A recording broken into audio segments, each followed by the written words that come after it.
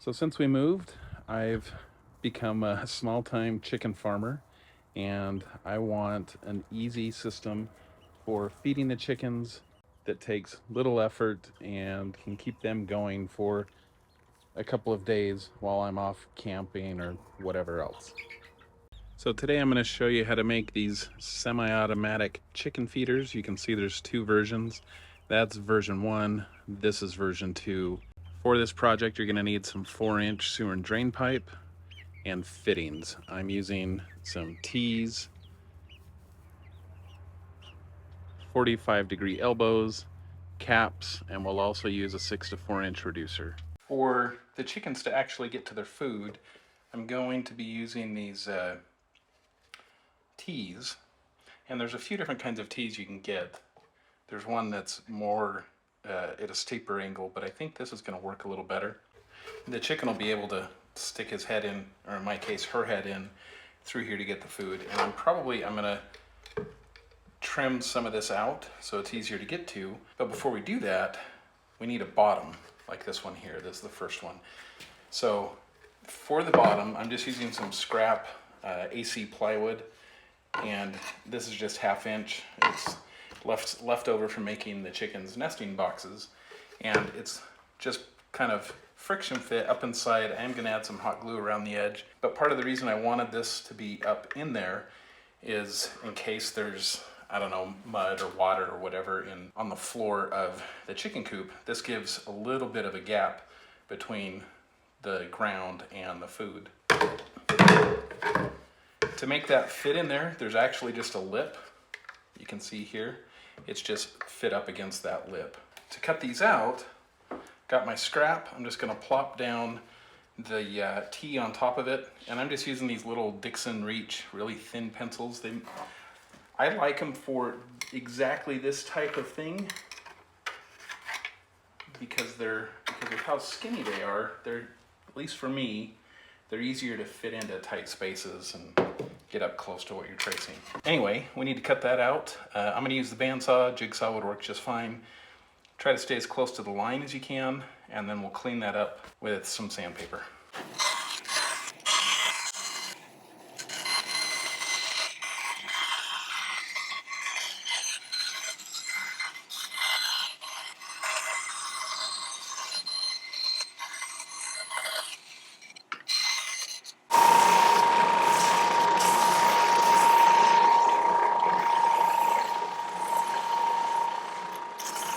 Once you've run it over the sander,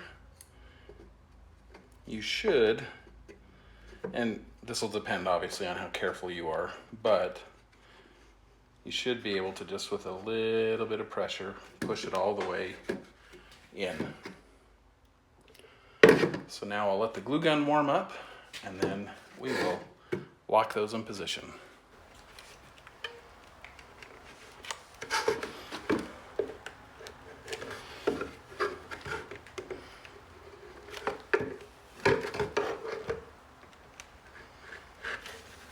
Next, I need to figure out what angle I'm going to cut this at. So to do that, now that these have bottoms in them, I'm just going to pour feed in there and see how far up it goes.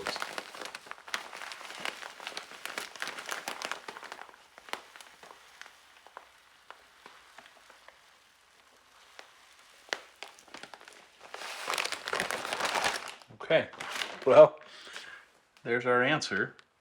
That fills in a little more than I thought it would. So I think what I'm going to do, I didn't think it would come out this far. So what I think I'm going to do, I'll empty this back into the bag, and since I know how big these plywood circles need to be to fit in here, I'm going to make a few more, but then cut them in half or maybe into a third, just to act as a block here, and then I'll probably cut a little bit of the top portion off. All right, let's try that again. I've got this glued in place.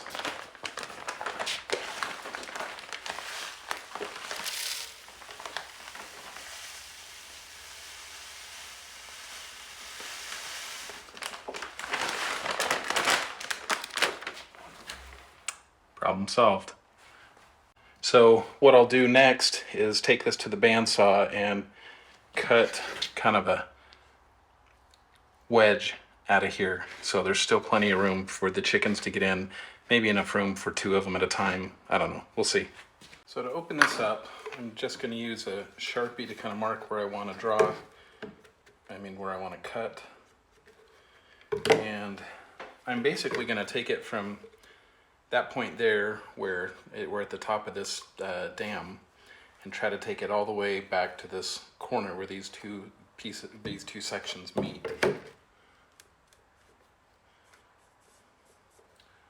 And the reason for that is so that as these chickens get bigger, which they're gonna get a lot bigger, they'll get roughly triple the size they are now. They need to be able to feed quickly and ideally more than one at a time.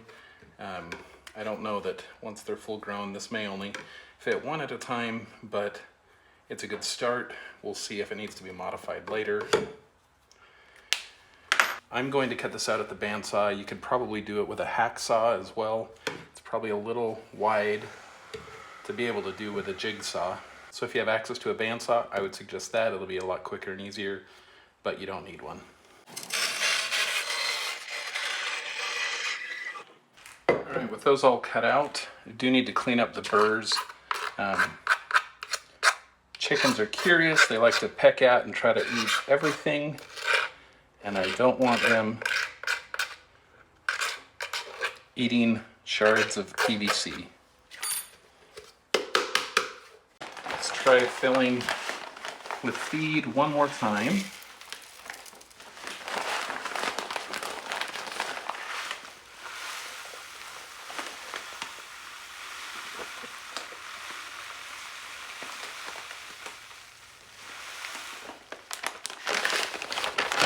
Nice.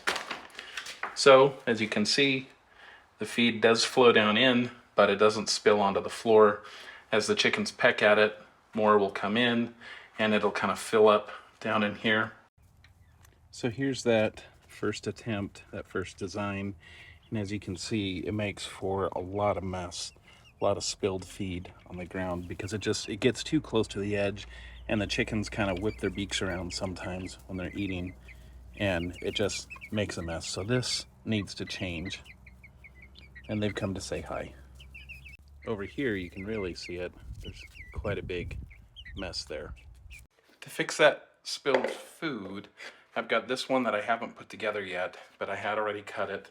It did already have the stopper glued in. And a side note, if you use this type of hot glue gun, it's not like your little hobby one. Like, it really holds really well, and so I had to cut the glue to be able to get this out. And then I cut about a 6-inch section of that pipe, which I'm going to glue in here. The one thing I'm debating is whether to go ahead and glue it in and then cut it, or if I should just go ahead, cut it right down the middle, and then I'll have enough for 2 of these, which now that I think about it, that's probably what I'm gonna do. One trick I learned a long time ago, I don't remember where I picked it up, but if you need to draw a line, a straight line along a cylinder, you can butt it up against something that's flat and straight, take your marker and just draw your line, and there you go, you've got a straight line. That I'm gonna cut on the bandsaw, I think. Now I'm just gonna glue that in place. At least with the type of glue I'm using, it's not particularly quick setting, so you're gonna have to hold it for a minute while that cools.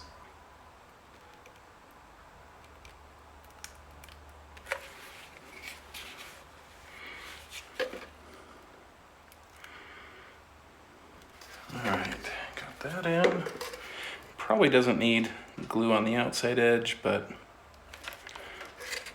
glue is cheap, so I'll go ahead and do it anyway.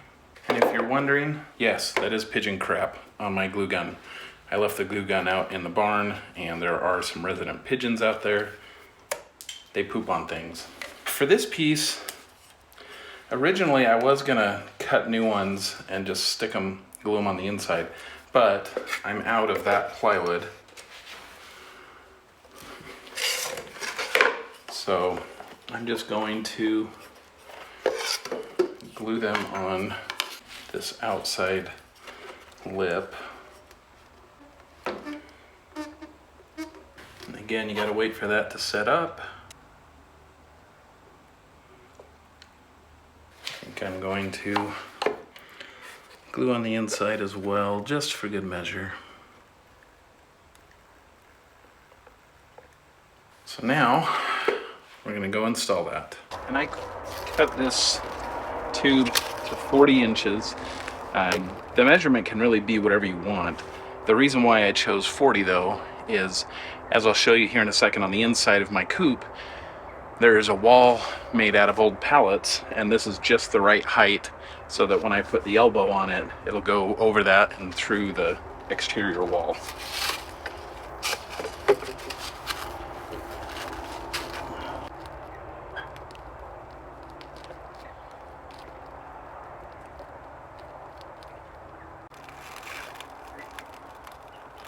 Okay, for the next part, you're going to need some tin snips and the plumber's galvanized strapping, whatever this stuff's called. Pick where you want your feeder installed. Go right there, so I've got about a foot or so, 18 inches between the other ones. Measure out the length strap to go all the way across with enough a gap, or with enough extra length to be able to secure a screw into both sides.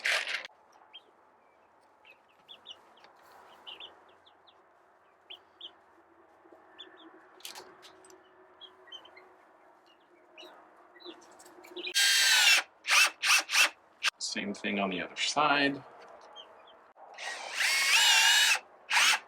You could nail these in too. I'm doing screws in case they ever need to be adjusted, repaired, whatever, which turned out to be a good thing because the other 3 feeders need this same change to their design, so they need to come out.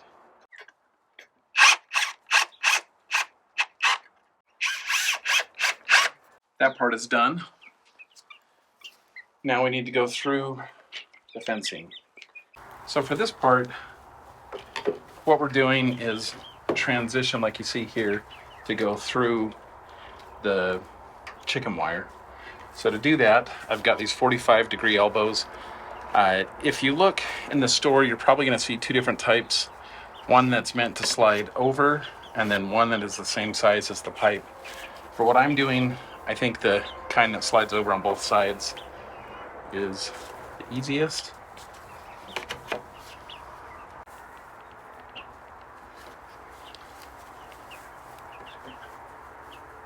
With that glued in place, we're ready to cut our hole through here.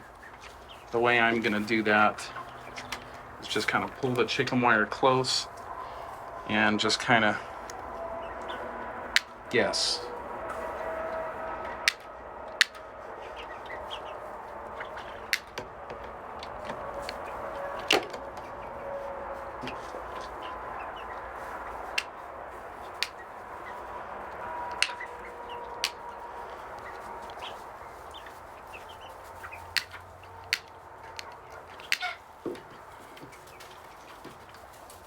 That looks pretty close.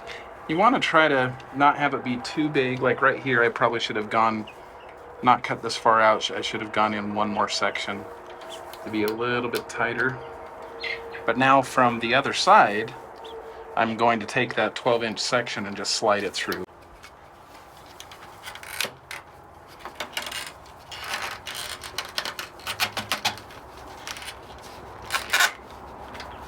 And if this part is too tight, obviously you can cut that a little higher. Just be careful to not open up too much of this. And now we can fill it.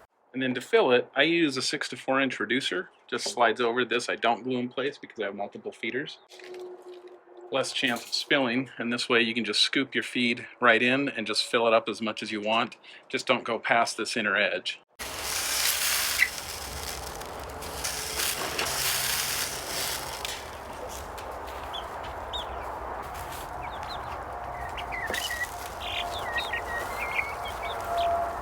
And with this one, it's filled all the way to the top, so then take a cap and just cover it. Do not glue the cap on. This is just to keep the mice and water out.